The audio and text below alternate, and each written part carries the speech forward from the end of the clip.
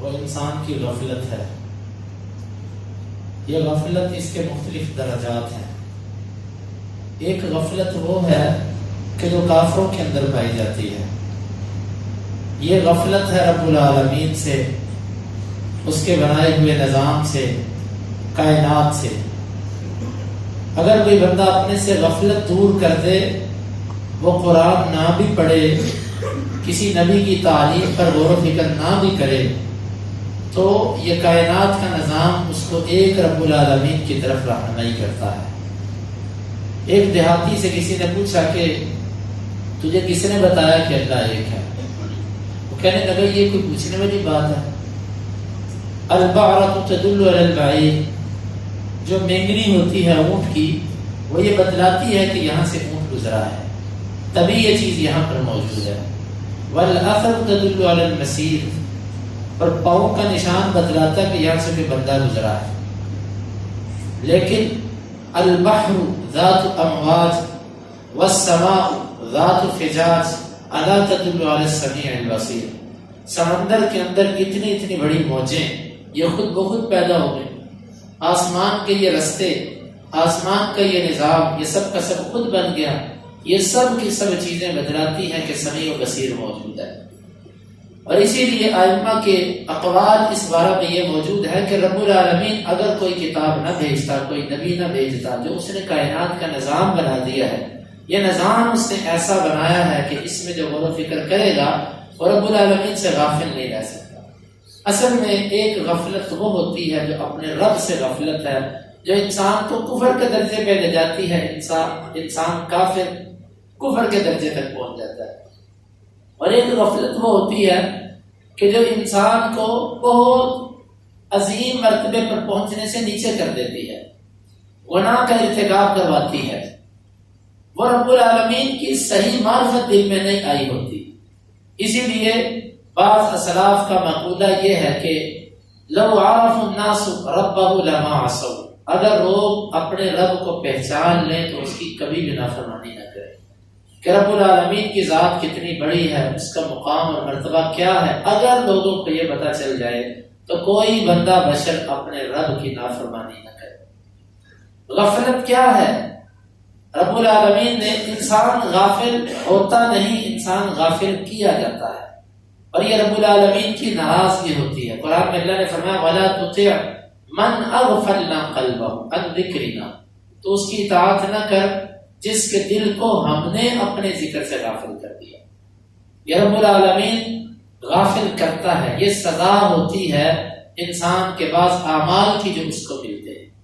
مجھے ابھی ہمیں کافروں سے غرض نہیں، یا ان سے غرض نہیں جو مسجدوں میں نہیں آتے، ابھی مجھے اپنا اور آپ کا جائزہ لینا ہے۔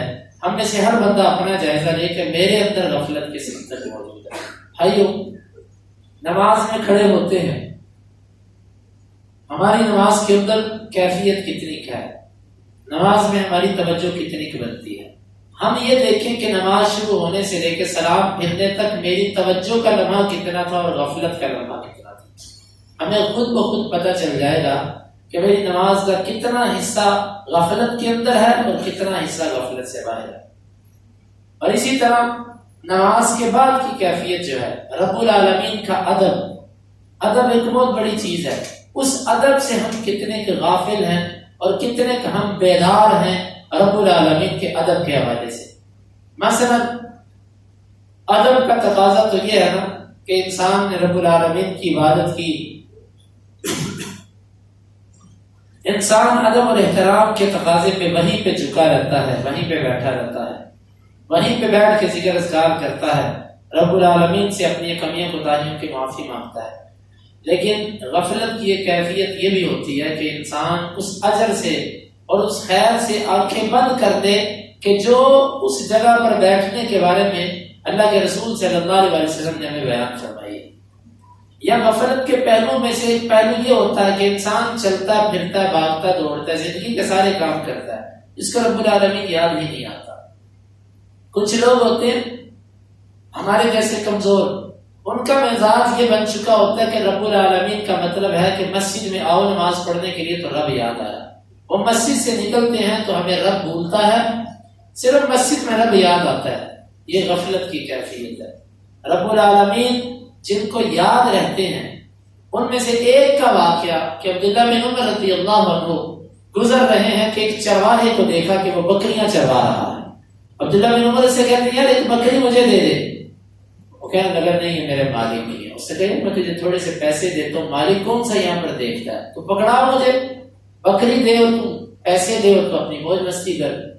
وہ آگے سے یہ بات عبداللہ بن عمر سن کے عبداللہ بن عمر کی یہ بات سن کے کہنے لگا فَأَيْنَ اللَّهُ، پھر اللہ کدھر جائے گا، میں تجھے یہ چیز دے دوں پھر اللہ کدھر ہے۔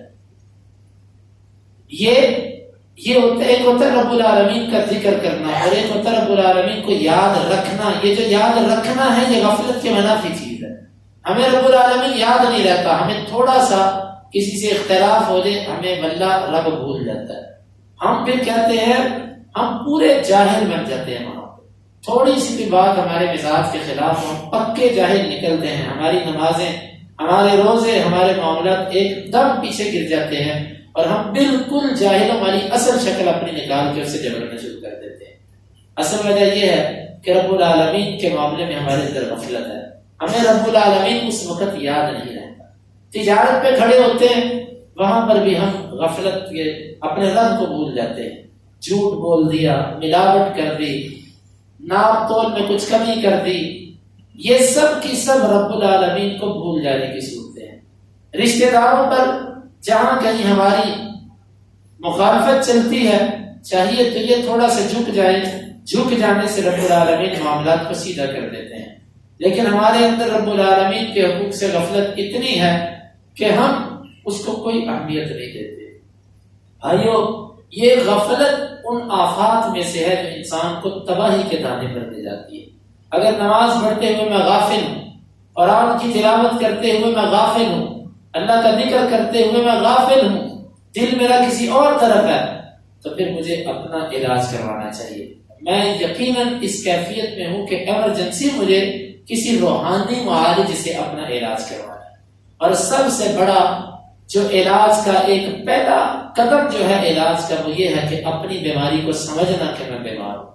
یہ بھی علاج کے لیے 50% انسان کے لیے معاون ہوتا ہے۔ جو بندہ سمجھے ہی نہ کہ میں بیمار ہوں وہ بندہ کبھی اپنا علاج نہیں کرواتا۔ سب سے پہلے تو اپنی بیماری کی تشخیص کرنا، اپنی بیماری کو سمجھنا کہ واقعتاً میں ایسا ہوں، میرے اندر یہ کمی کوتاہی، میرے اندر یہ بیماری موجود ہے۔ یہ ایسے نہیں ہو سکتا، یہ تھوڑا سا سر جھکا کے 10 منٹ کے لیے اپنی تیزیوں اور اپنی دوڑوں پہ ذرا بندہ غور و فکر کرے کہ میں کدھر جا رہا ہوں، میرا مزاج کیا بن چکا ہے۔ یہ غفلت اگر تو ہم اس کو ختم کرنے کی کوشش کریں گے رب العالمین ہماری مدد فرمائیں گے۔ اگر ہم اس کو ختم کرنے کی کوشش نہیں کریں گے تو پھر اس کی آیات اتنی زیادہ ہیں اس کے بارے میں، بس اتنے پہ غور کر لو۔ اللہ تعالیٰ کہتے ہیں جس کے دل کو ہم نے غافل کر دیا آپ اس کے ساتھ نہیں بیٹھو، اس کی محفل اور مجلس میں نہ بیٹھو۔